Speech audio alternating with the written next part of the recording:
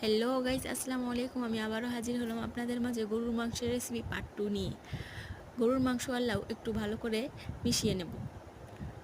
একটু লাড়াচাড়া করে আমি 5 মিনিটের জন্য ঢাকনা দিয়ে ঢেকে দেব। 5 মিনিট পর একটু লাড়াচাড়া করে নেব। দেখেন, মাংস আর লাউ প্রায় সিদ্ধই হয়ে গেছে। একটু ভালো করে নেড়ে নেব যেন কড়াইয়ে না লেগে যায়।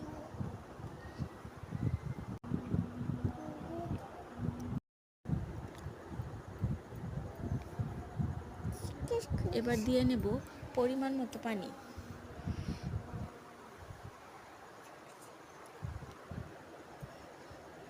এবার পানির সাথে ভালো করে মিশিয়ে নেব। আবার 5 মিনিটের জন্য ঢাকনা দিয়ে ঢেকে দেব। রান্না হয়ে গেছে। এমন নতুন নতুন রেসিপি পেতে লাইক, কমেন্ট, শেয়ার করবেন এবং সাবস্ক্রাইব করতে